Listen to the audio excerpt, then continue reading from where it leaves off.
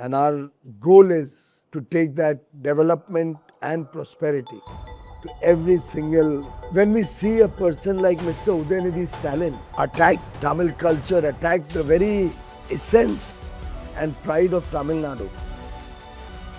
Annamalai is a senior leader of the party. But the beauty of this party, which every Karyakarta or their understanding is so poor that in any case they don't deserve to be in government.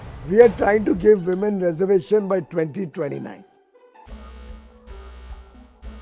The Prime Minister led cabinet being torn by a young scion of the Gandhi family because he carries this title of Gandhi, surname of Gandhi. This is not what happens in the people.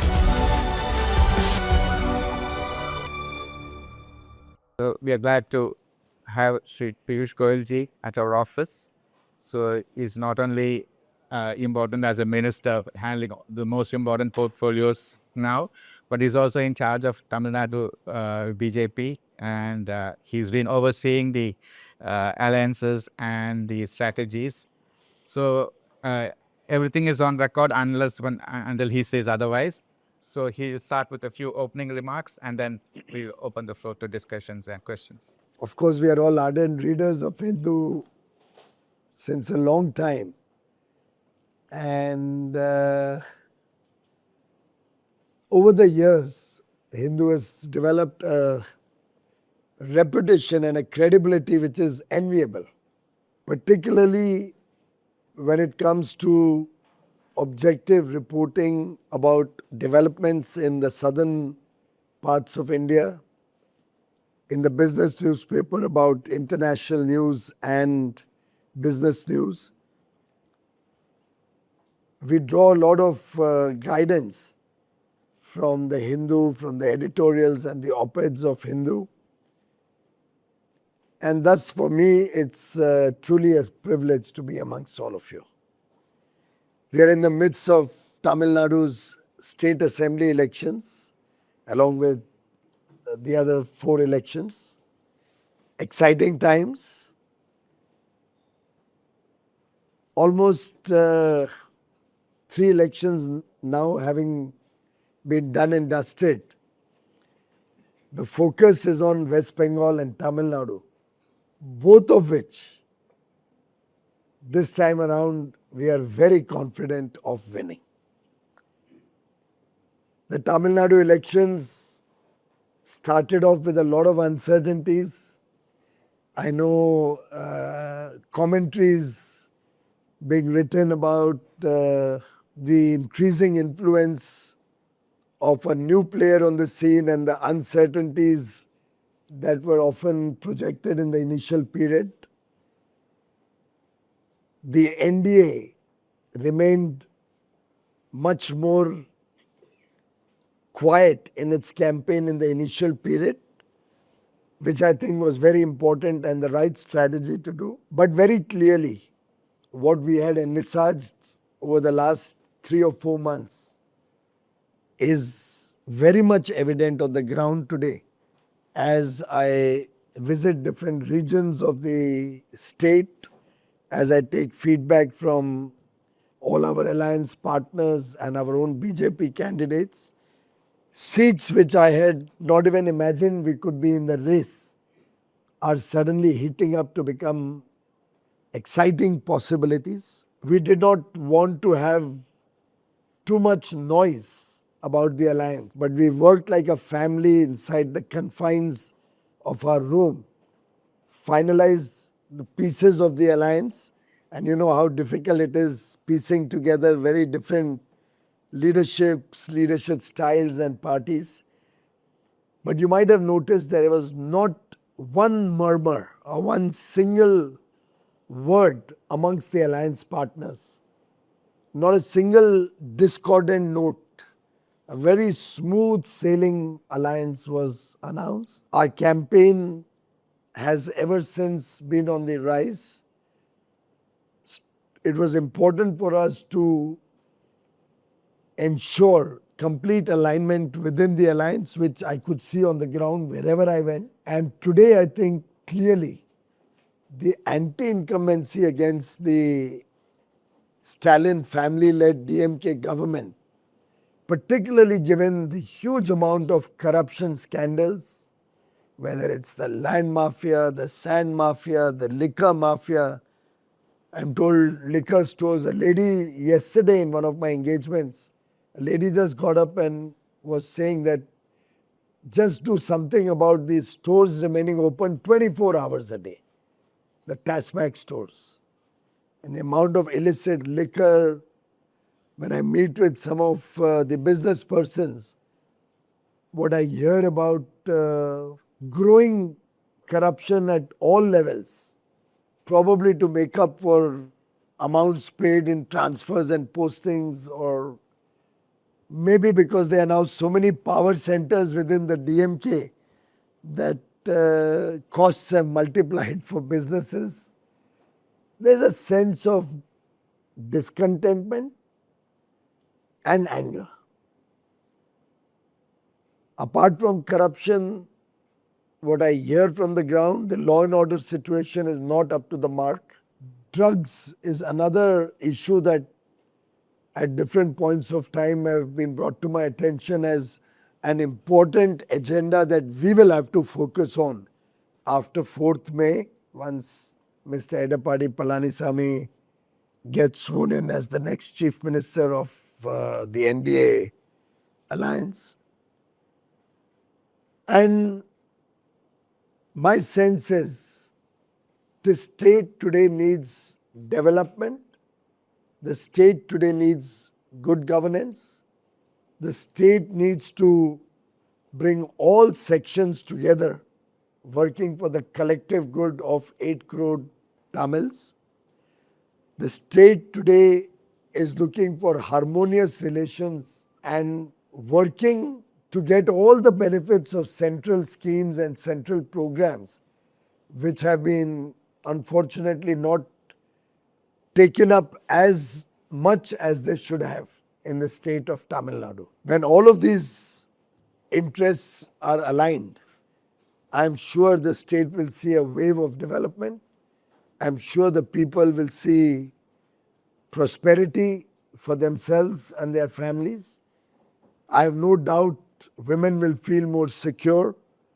Youth will be safeguarded from the growing menace of drugs and liquor. We would like to see a state free of corruption. We would like to see a state which truly becomes an integral part of the Viksit Bharat 2047 story, because the journey to Viksit Bharat can never be complete without a Viksit Tamil Nadu.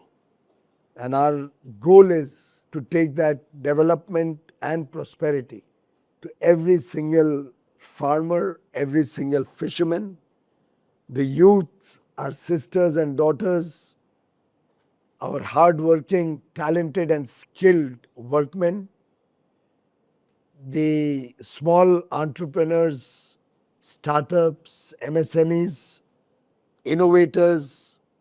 We want to make sure the fruits of global engagement that the Modi government is expanding opportunities for are experienced by different sectors in Tamil Nadu, be it fisheries, be it textiles, be it auto components, be it aerospace and defense.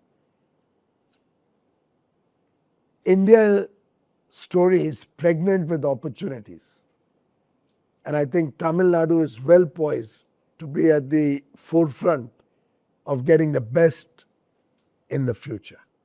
Thank you, friends. Usually, a national party is risk covers in a Lok Sabha election, and they try and stitch together a strong alliance in a Lok Sabha election and keeps the experimentation and the go it alone strategy in an assembly election. You seem to have done the reverse. Is there a conscious strategy or a strategy gone wrong? Absolutely not. It's a very, very conscious decision, because what we have been observing happening in the state of Tamil Nadu is extremely disturbing for all of us.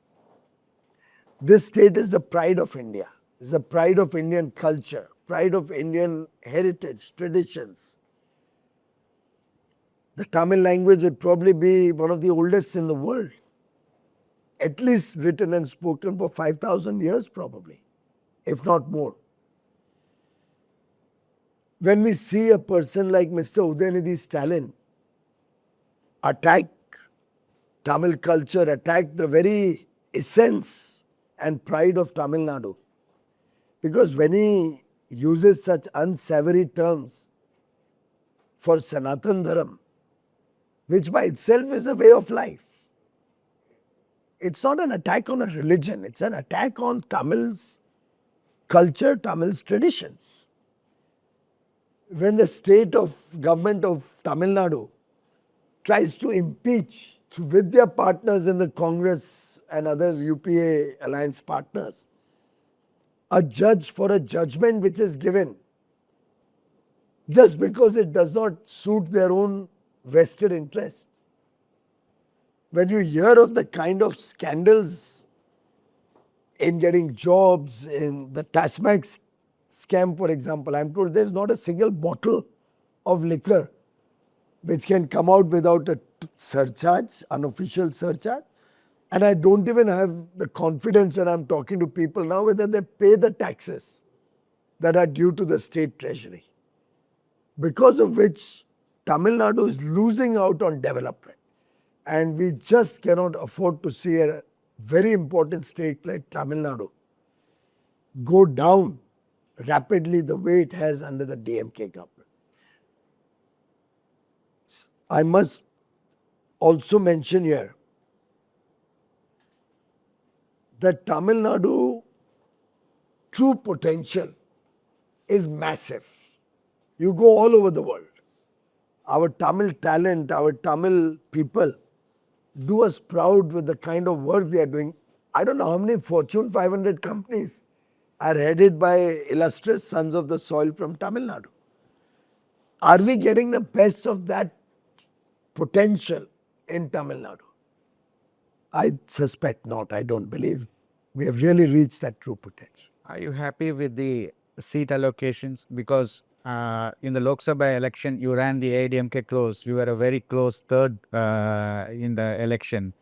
But right now, you settle for 27 seats, which is a fraction of what you might have deserved if you went purely by the percentage. I think if there was any discontentment, by now you would have heard about it from me or from one or the other leaders of the BJP, not just rumors that may float around.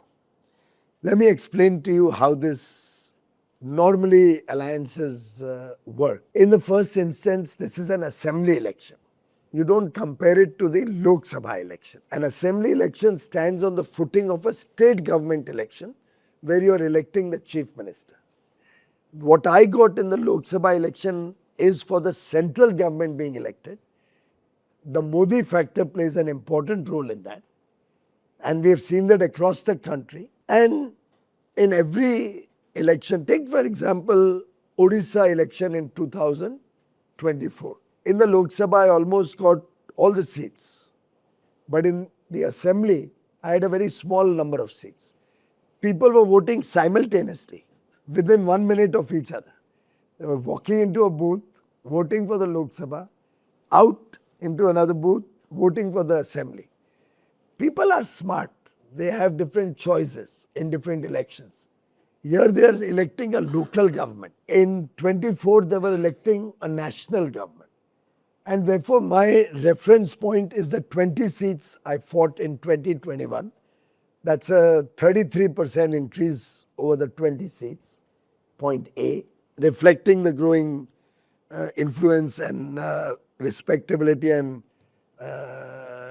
confidence of the people of Tamil Nadu. B, the approach was not about numbers. Congress keeps fighting for numbers in every state and they bring down the alliance along with them. Because state dynamics are very often quite different. For me, it was important that we give the best party which can win the seat, different seats. And obviously, when you finalize the seats, every seat cannot be of your choice. You can't say that, okay, all the best seats are the ones that I should get. Everybody has to take a fair share of tough seats, where you will have to really put in an effort to win. You have to take some of those also. And therefore, a very fine balance has been struck amongst all our alliance partners. And therefore, every discussion went on without demur, without any discordant notes amongst the alliance partners. There's no rancor. And that, I think, is the strength of this alliance, as against what you saw in the opposite alliance of the DMK. Congress and DMK kept fighting right till the end, and I suspect it's still not over. From what I see in the Hindu every morning, there still seems to be fights almost in open on the stage between Congress and the DMK. I remember the amount of negotiations the DMDK did with the Congress, squabbling over every single seat, whereas none of our partners and we had any problem with the AIADMK, who is the major partner, who is the leader of the alliance in Tamil Nadu. So I do agree that yes, among the alliance partners, broadly in public, they have not brought out anything about the seat sharing. Although privately, they do mention that some of the tough seats were given to them. But the Which point, I just explained. yeah, And I should take top seats. right. So now the point is that among the BJP sympathizers, there is a feeling that the frontline leaders of the BJP got the good seats. There are 4 leaders specifically they mentioned: Tamilisai Soundarajan, Mr. Murugan, then of course the other 2 seats of Mr. Baira Nagendran and Varanthi Srinivasan. So they feel that somewhere the other constituencies they have been shortchanged. And also, why didn't the BJP field any Brahmin candidate? Was it by conscious decision not to field a Brahmin candidate in the 27 seats? First of all, I certainly want all my top leaders to get elected and go into the assembly to raise the voice of the people and serve the people. So I will certainly like to send my top leadership, but none of my leaders fights on 2 seats, as some of the other claimants to very high positions are doing. And I have no qualms about saying that, yes, I consciously want my senior leaders to get good seats, to win comfortably, because I also want them to campaign. As I was sitting here, I was talking to Annamalai to reach here tomorrow morning when we are releasing the manifesto of the BJP. So if all our top leaders are going to be stuck in campaigning in a particular seat, or are going to be struggling in a seat, either case, I will not have leaders to campaign, and I am not the one who can campaign across the state. I will need local top leadership to campaign in the state.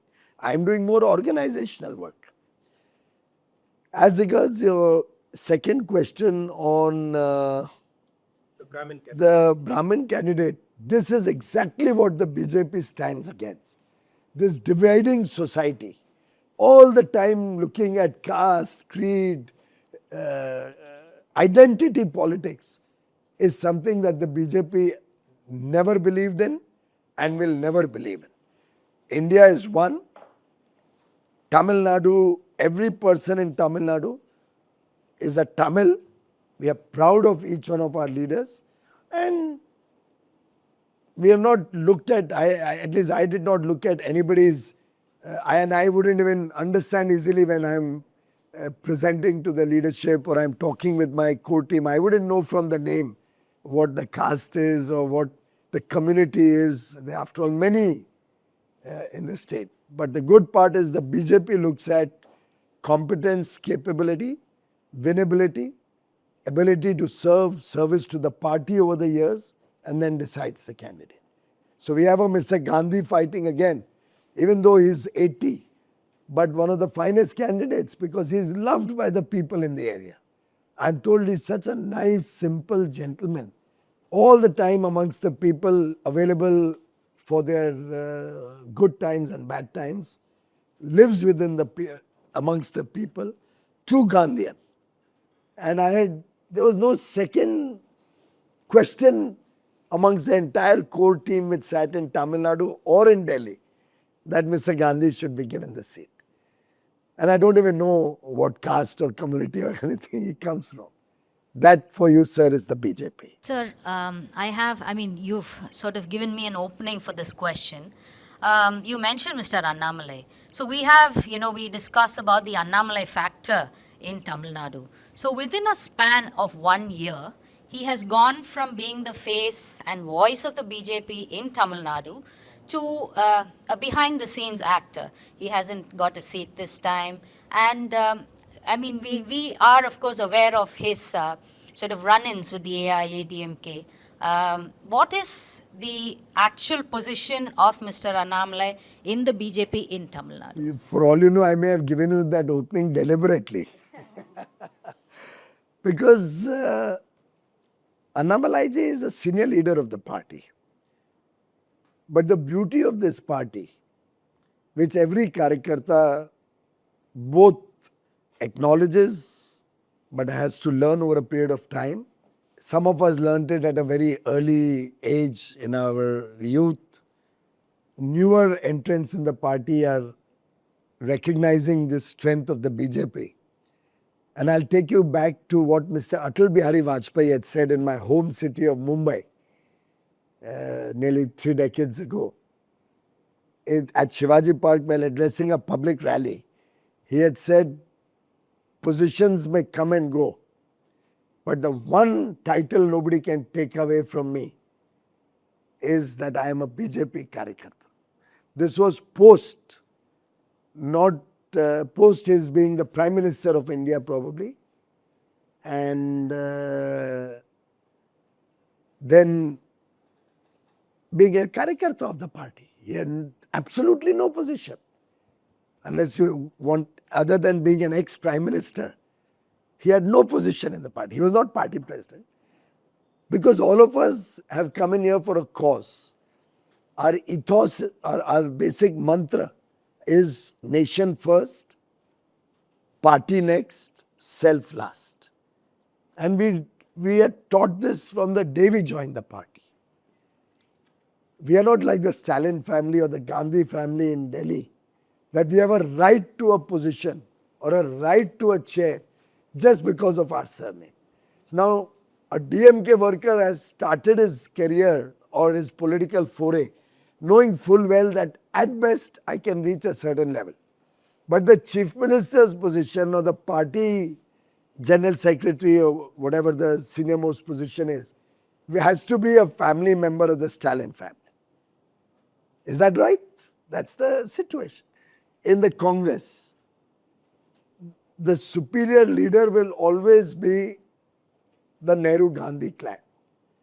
Even when Mr. Manmohan Singh was the Prime Minister, you had the National Advisory Council led by Sonia Gandhi ji dictating terms. You must have seen pictures where even foreign delegations, at the head chair, Ms. Sonia Gandhi is sitting with the foreign delegation leader and Mr. Manmohan Singh is sitting on the side. Who can forget Mr. Rahul Gandhi tearing that ordinance in front of the press, passed by the Cabinet of India, the Union government, the Prime Minister-led cabinet, being torn by a young scion of the Gandhi family because he carries this title of Gandhi, surname of Gandhi. This is not what happens in the BJP. Different party leaders, different workers are given different opportunities, different roles. Would any of you have guessed that Nitin Nabin is going to become the All India President of the BJP? Show me one other party where an ordinary Karyakarta can become the Prime Minister of India, be it Atal Bihari Vajpayee, with no stretch of imagination. Would one have imagined when Mr. Narendra Modi was an organizational secretary of the party in Gujarat, that he could have become the Prime Minister of India? Your capability, your capacity to perform your own work, your merit determines your future. But at different point of time, party will decide what your role could be, what your role should be. And for each one of us, the party has a role which unfurls over a period of time. And by and large, the candidates we have selected for the MLA election are candidates who are going to serve in Tamil Nadu at the local level as MLAs. Everybody doesn't have to do only that. There could be different roles for different leaders. And I think if you must be following, he's campaigning for all the alliance partners, campaigning for Anna DMK, he's campaigning for PMK, for GK Vasan, and there's absolutely no problem. In Tamil Nadu, the DMK has successfully built a narrative, said that the BJP stands what you call the ethos of Tamil Nadu. You are against the social justice, Tamil language, and you are trying to impose Hindi. You promote only Sanskrit. Even whatever you promised, you have not completed. For example, aims. So, in a way, they have successful in creating an impression that you are against Tamil. Since you repeated it twice, I think the first correction I would like to do is the word successfully. I don't know what makes you believe they've successfully done that, because on the ground I am not finding that. Maybe they've successfully managed to get a few headlines, but the fact of life is that nobody could have given as much respect to the Tamil ethos, to the Tamil culture and tradition as Prime Minister Modi has over the last several years. I don't think the Stalin family, given their way of life, without any further comments, can understand the rich traditions that Tamil Nadu is known for. You are alluding to, of course, I don't know where Sanskrit came in from, but you are alluding to Hindi, I would think, when you talk of language, that they are trying to say that we are. Tamil Nadu, when they are campaigning, they say you are not giving as much importance to Tamil as you are giving to. Well, I have yet to see any campaign of the BJP which is not in Tamil. Of course, I don't know Tamil. I wish I knew it. I'm learning a few words. But the entire party, the entire campaign, the entire work of the party is in Tamil.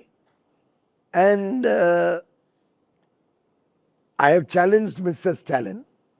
I have yet to hear back from him. Not once, not twice, but I've probably an umpteen number of times, to show me one place in the National Education Policy 2020 where Hindi is even mentioned, forget imposed. Sadly, Mr. Stalin's family-run school don't teach Tamil. And what the National Education Policy is doing is bringing in a lot of flexibility in the education system. What it's doing is trying to promote our mother tongues. It's trying to promote our local languages. I've been asking in a lot of meetings publicly whether parents would like their children to learn the Tamil language. And in one voice, whether I'm addressing business persons yesterday in Madurai, or I'm addressing farmers also yesterday in Pudukkottai or Thanjavur, in that region. Across the board, everybody said we want our children to learn Tamil. I've yet to meet one family in the entire country who doesn't want their child to learn their mother tongue.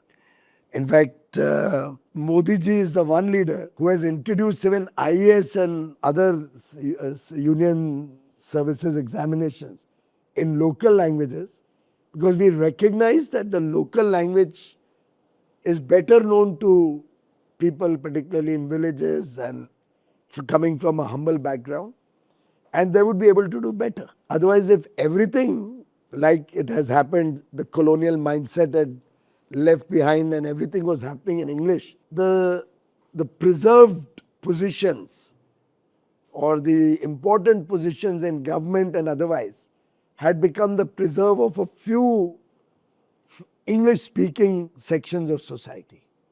What we are trying to do is give equal opportunity to everybody. A person in Tamil Nadu may be able to express himself better in Tamil than he could in English. But it's his choice. He can express himself in whatever he likes. I personally think more emphasis is being given to Tamil by the BJP government than by the DMK government itself, who has hardly shown any respect to promote the Tamil language. So one question regarding what you said in your remarks about the impact economically across sectors, MSMEs, beyond. This state has been built on what is so-called the Dravidian model, which does involve support to certain vulnerable sections, but it comes with a certain economic structure as well. So as an ally of allying with the AIADMK, do you see your own, if you were in power, do you see yourself bringing a dramatically different, economic and business orientation, or would you continue that model? We will obviously continue that model because we believe in that. What the amount of social welfare activities that Mr. Modi has done, I dare say no government after independence has done. I'll raise 2 or 3 simple questions to you, friends. We have had so many governments come and go since independence. A basic necessity like a toilet, whose need was known to all of us. I'm sure we've all gone back to our villages and faced difficulties. I remember as a child going to my Nani's house, my grandmother on the mother's side, maternal grandmother. They had a small toilet but no roof, so the monkeys used to come there. It was scary. And because of that, and I'm serious, because of that, while the rest of the family would go and spend many days there, I would go in the morning and come back in the evening. I'd go with my father because he would go for a day and come back. This was the state of affairs that women across the country were facing. Our sisters, our daughters. Of course, men also had the difficulty, but what an undignified situation to be in, that half your country doesn't have a toilet at home. How come no government, including the Dravidian party governments in Tamil Nadu, could see the felt need of toilets in every home? It took a Narendra Modi, because he didn't live in the kind of privileges that most other leaders have lived in, particularly from the Gandhi family who ruled for 50, 55 years, 60 years. It took a person with compassion who had himself lived humble background, who had himself lived in a home without a toilet, without running water, without electricity, whose mother used to cook on a chula with coal and wood, whose father would sell in a tea stall at the railway station by borrowing from a local moneylender, who himself would sell tea in a kettle to train passengers to pay for school books and uniform.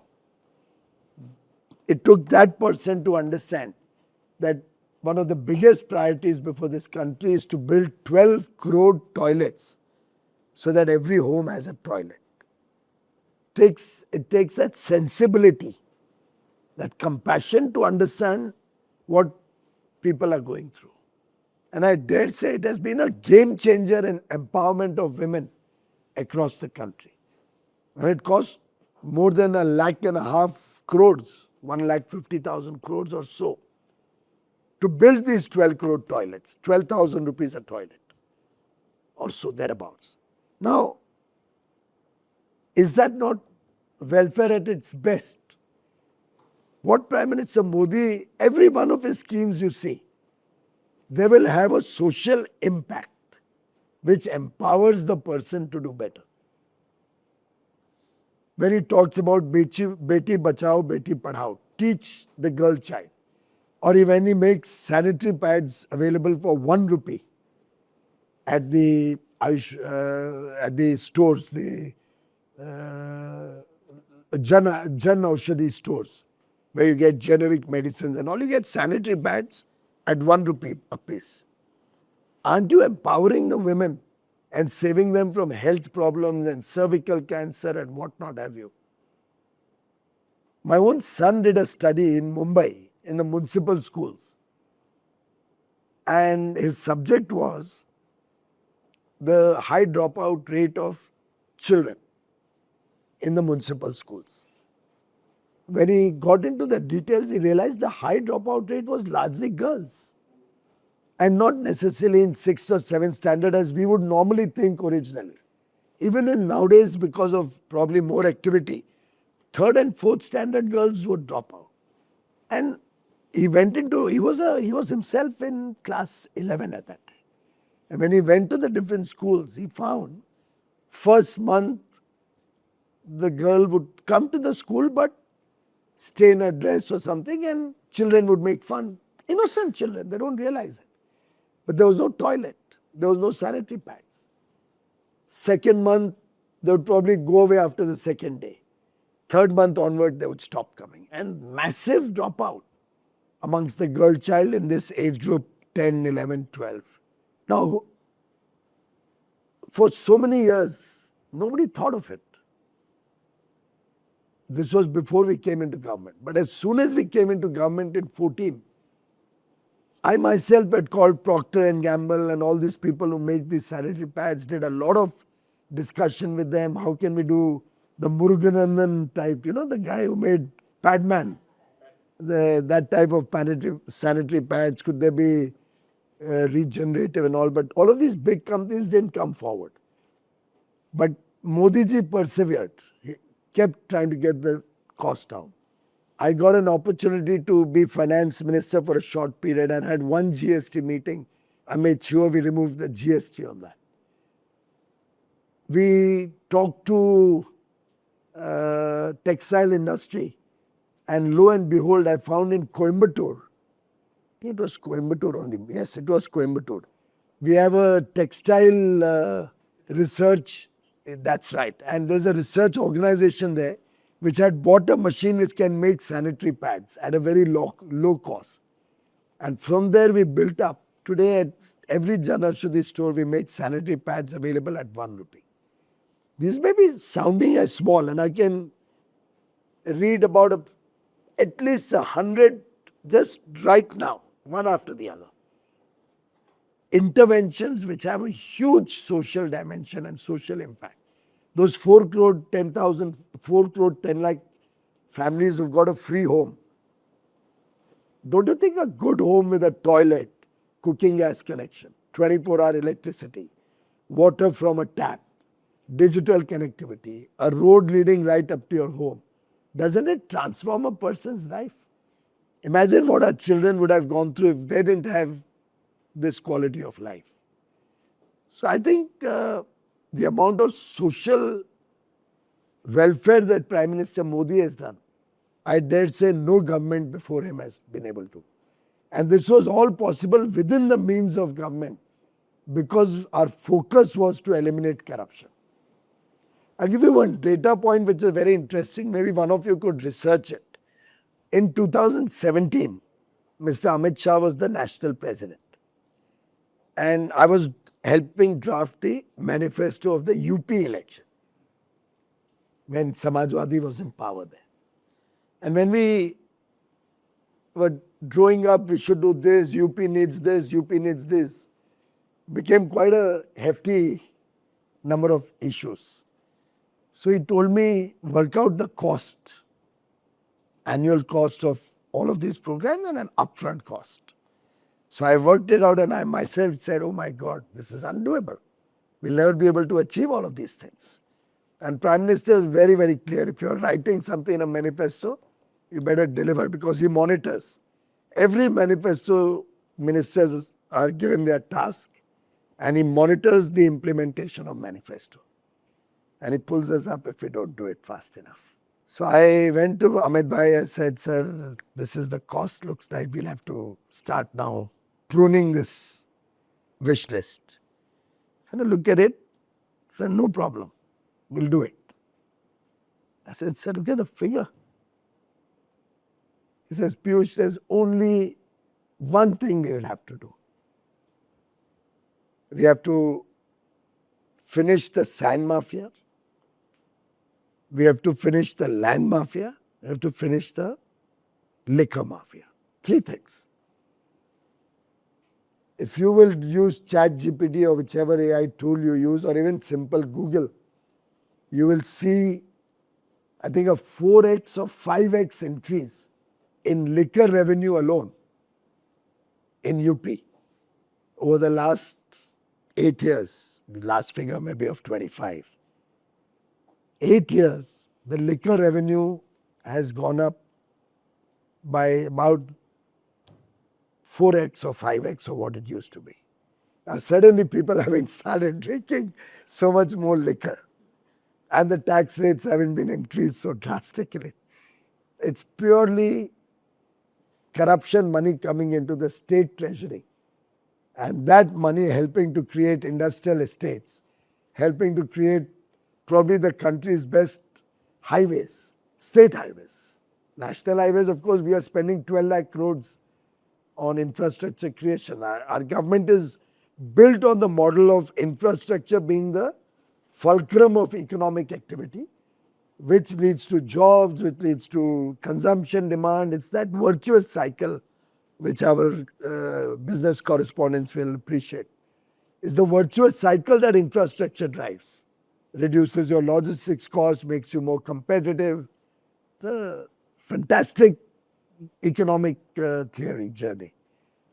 But all that you require if you need resources is get the money into the treasury, and India will never have a shortage to do good projects.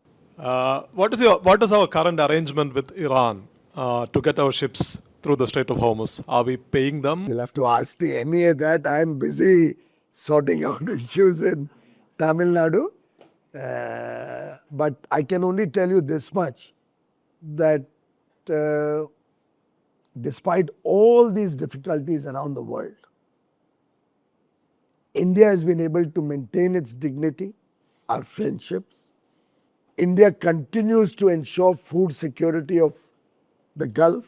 And by the way, 1 crore Indians live in the 6 countries in the Middle East, the GCC countries. 1 crore Indians. But irrespective, we are maintaining their food security, finding alternate routes. I was just now with the Oman minister. Instead of going to Dubai, very often we go to Oman and land from there and whatnot. We are protecting our people who are in distress. Iran had about 600 fishermen from Tamil Nadu alone. 74 came in from Gujarat, some from Kerala, some from Maharashtra, various states. The Prime Minister is absolute, and you've seen him in action, whether it was 22,000 Indians stuck in Ukraine, whom we got back, whether it's Yemen, whether it's wherever there's been a problem. India is one of the only countries which doesn't say you fend for yourself. We work with them, we get them back. These Iran fishermen had gone there for a living, but they were stuck in an island in the middle of the war.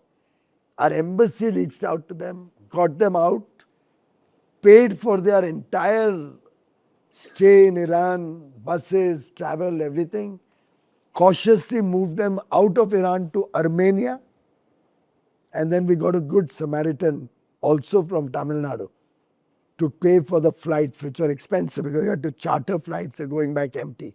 No traffic from Armenia, no regular connection. So 2 flight load of people, 345 first time, mostly Tamil Nadu, and about 300 plus second time, of which 222 were from Tamil Nadu. Kanyakumari, Tuticorin, that whole belt, Kanyakumari to Chennai, 14 districts, fishermen from there. And you should have seen the happiness on their face, the relief when you are right in the vortex of the war and you're being brought out by the government. And that's what differentiates us from the rest of the world. Look at our difficulties. Despite so much stress on energy prices, India maintains energy costs for the common man. Despite so much stress on energy supplies, there's no lines at any petrol pump. It's available freely. LPG cylinders are available for all of us. In LNG also, we are restoring very fast. It's almost up to 90%. Everybody's got back. Fertilizer prices are shot up Central government has absorbed that entire increase. Not 1 rupee passed on to the farmers. Entire burden of increased subsidies taken by the central government. Cost to farmer is the same as it was. So we are a government which is very focused to make sure both the safety and security of our people and the welfare of all sections of our country. You, in a recent talk, you mentioned that the DMK government had ruined the economy of Tamil Nadu, specifically with, you mentioned healthcare, infrastructure and so on. The data that we refer to shows Tamil Nadu consistently among the top 10 in Indian states. So which data do you refer to and what specifically are your measures of? Madam, in the initial stage of our conversation I had mentioned, we believe a state like Tamil Nadu, well educated, highly talented, skilled, the potential is much more. It's the true potential of Tamil Nadu, which needs government intervention to encash. In the normal routine course, Tamil Nadu historically has been better off. We have the seashore, we have historically been a more prosperous area, right from the times of the Pandyas or the Chola kingdom. So we believe it's the potential that we are not able to reach. So you're speaking of not achieving potential and not necessarily existing potential being ruined. Well, existing potential naturally is getting ruined. Otherwise, we could have been much better off.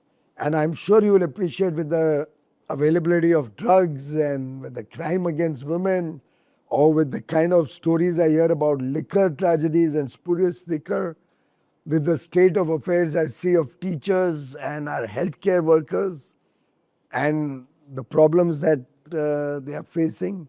When I hear STC employees, PF and gratuity not being paid, that's government body. All of these stories are clearly showing in terms of loss of faith in government. I don't see much investment happening on development activities. Most of the development activities that you will see around are either centrally driven or funded, the national highways or the airports or the ports. All of that is centrally driven.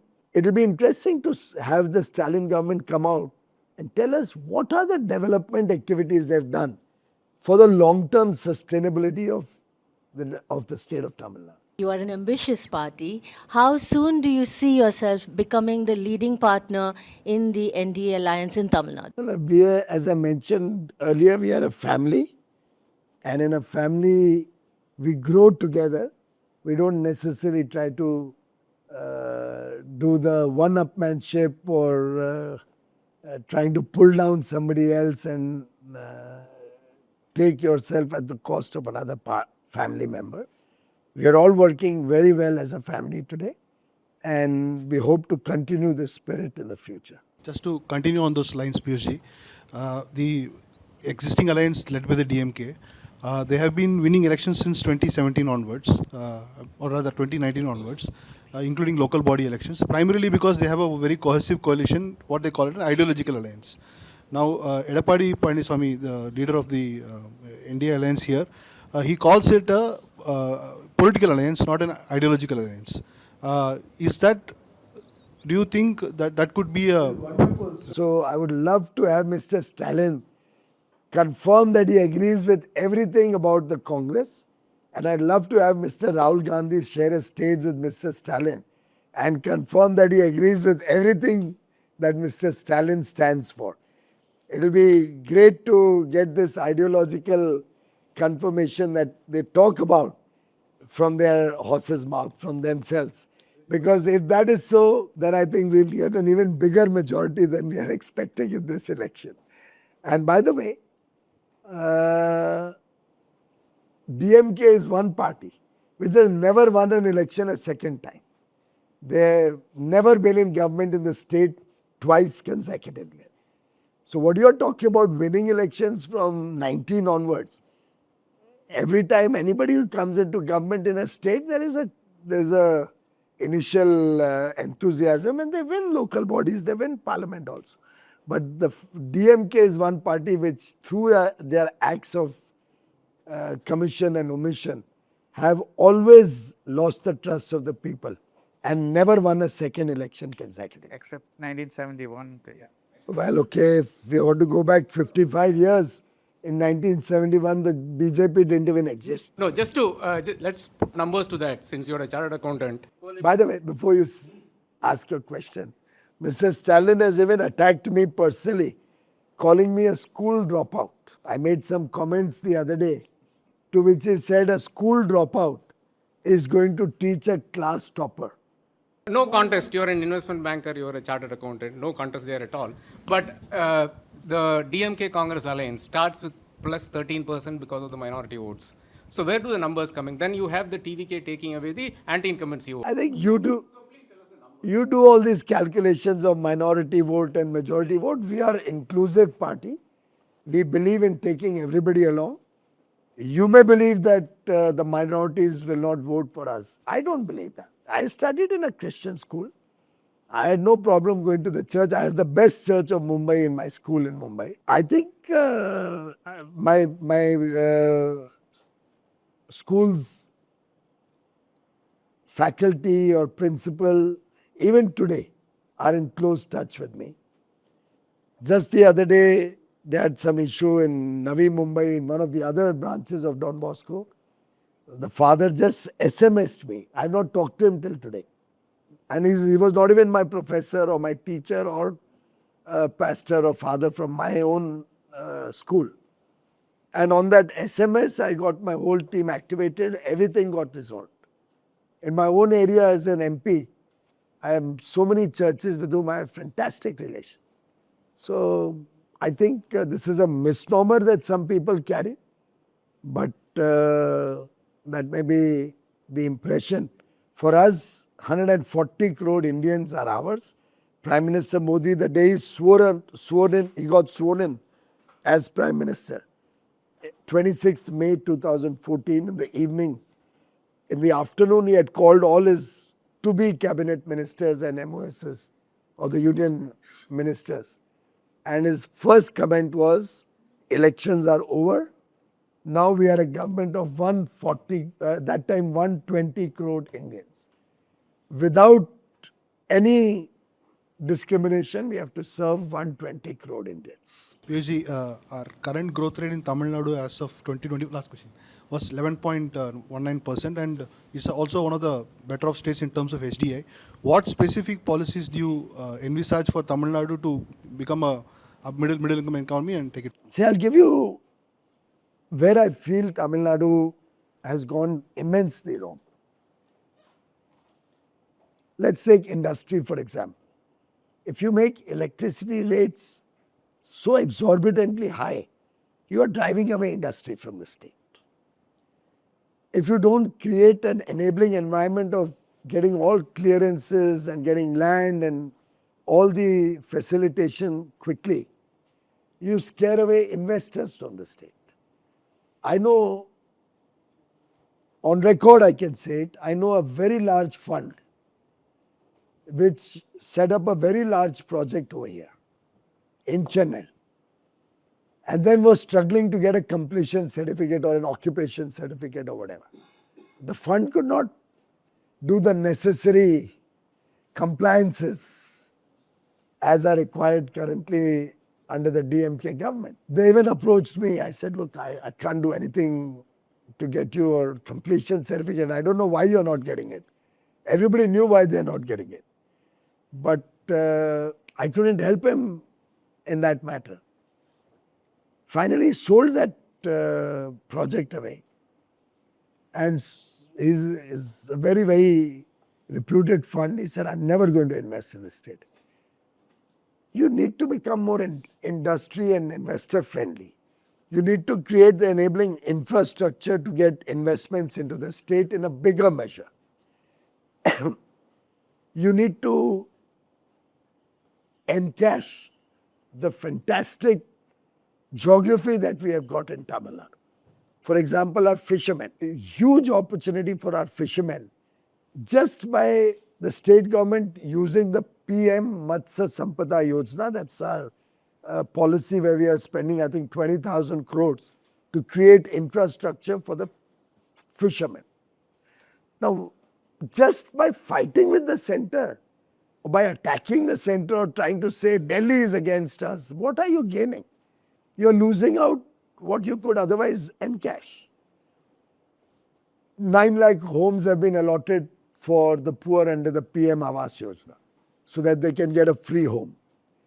3 lakh homes, we are still waiting to get the details. We are not getting that. Otherwise, 3 lakh more poor families could have got a free home.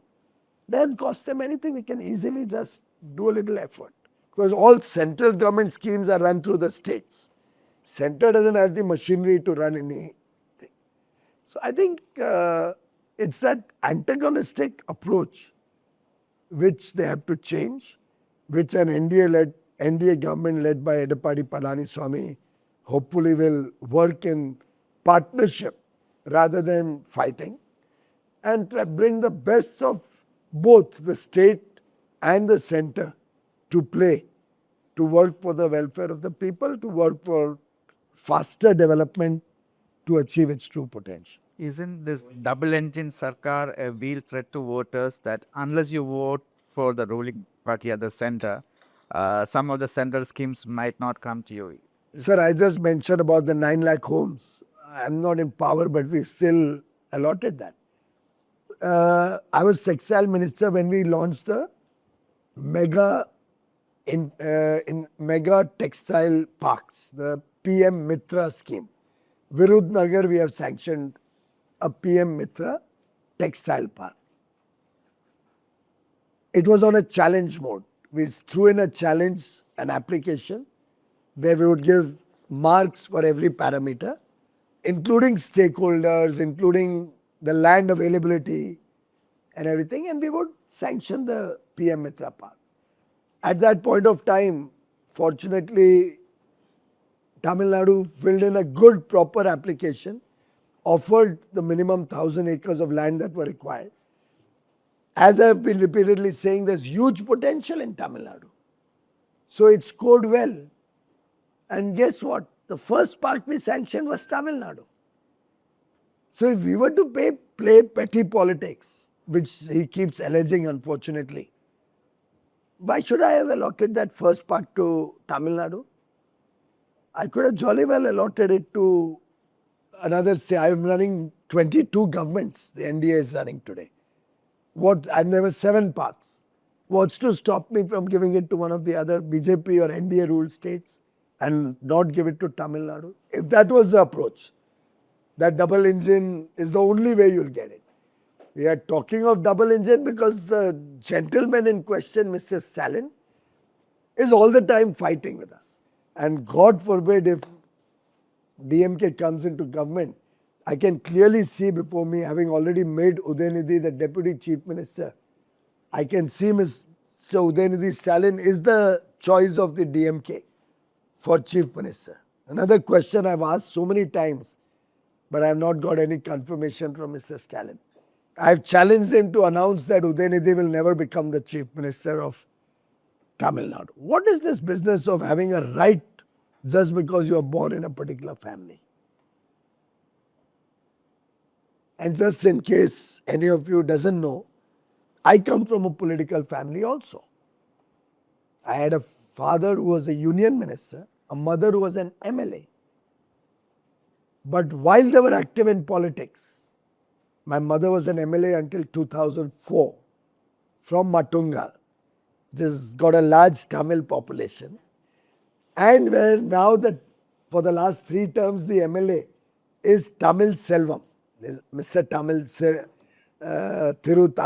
Selvam, son of the soil of Tamil Nadu, and my party leader, BJP leader. She retired in 2004, didn't lose an election and said, I'm now 65, I want to go and do social work back. She was a social worker before, MLA 3 terms, back to social work. It also answers your question that this is a party where positions don't matter as much as our ability to serve. My father was a union minister, and you know typically how it is when in force she retired. people said, oh, Piyush can stand. I was active since 1986. 18 years I had been working for the party as an ordinary worker. She said, over my dead body. This is not a party, it is not a family seat, it's a party has to decide. She did not even allow them to consider my name. We didn't have a good candidate, we got somebody from outside, from the Congress actually, and we lost the seat that time, 2004. Then Tamil Selvam came and retrieved it for us. My father retired from, or finished his term in Rajya Sabha in 2008, and he passed away in 2008. December 2008, he passed away. Until that time, I was a small functionary in Mumbai. Nothing more than that. Working for the party since 86. 22 years is a reasonably long time in politics. Worked at every level, local level, central level. I handled Advaniji's campaign in 89 when he first stood for the Lok Sabha. He had never fought an election before that. I was handling his election in 89. But until 2008, I had absolutely no significant position. Did all works, but no position. And after he passed away, the party thought it fit to make me the national treasurer and then bring me to Rajya Sabha. Mr. Modi had no compulsion. My parents have long. He had no compulsion to make me even a minister or anything whatsoever. It's entirely on your merit in BJP, or your merit prevails, your surname has no value. But it is not as if there is no BJP leader who has succeeded a parent, isn't it? There are some. There may be, but not at high levels like Prime Minister or at high. And if there are one or two small cases, they would be at a lower level. An MLA being succeeded by an MLA or something like that. That's a choice at the local level if the party and the workers and all we feel he's most winnable. I would have no qualms in giving somebody who may be a family member if he's a winning candidate compared to the others. I have no problem in giving that. But the position of Prime Minister is not reserved for a family member. So much so, ladies and gentlemen, Prime Minister Modi's family members would not have visited his house as Prime Minister in the last 12 years. None of his family members would have visited. No brothers, mother, nobody. That's the high standards that he stands for and he works for, and that is why he wins the third term. And in October, he's already the longest serving head of government. First as Chief Minister and now as Prime Minister. Come October, he will complete 25 years. 12 years, 12 and a half years as Chief Minister, 12 and a half years as Prime Minister. Continuously 25 years as head of government and 55 years of unblemished public service. That's the leadership that inspires people like me and crores of Karyakartas of the world's single largest democratic party to dedicate themselves to the nation. This is on your more on your domain of commerce and business. What is the state of play on the trade talks with the US right now? We have finalized the trade deal, but a trade deal should give me a preferential access, market access, compared to my competitors. So if my rate is X, it has to be lower than my competitors, so I get a chance to increase my business. That's the sense of any trade deal that you do. We finalized the trade deal and then the Supreme Court order took away that competitive edge. So we have to work with the US to see how that competitive edge can come back to us. And the trade deal is on. And what's your outlook for India's exports in this fiscal year, given all the complexities and the war and other Well, I'm things? happy to report to you, gentlemen and ladies, that despite all the huge tariffs from the US, despite the Ukraine war, despite the war in West Asia and the Gulf, India has continued to maintain its exports in goods, has grown in its exports in services, and collectively will report a good growth in export of from India. No, I'm asking about FY27, the coming year. We'll grow because now we have so many more FTAs which are coming into play. I just talked to the Oman ministers, I was telling you, 1st June, Oman FTA will be effective. UK minister, I talked about a week ago, and I met him in Cameroon also at the WTO. UK FTA we are trying to operationalize come into effect on 1st May. EFTA, the four nations, Switzerland, Norway, Liechtenstein, Iceland, already come into effect in October.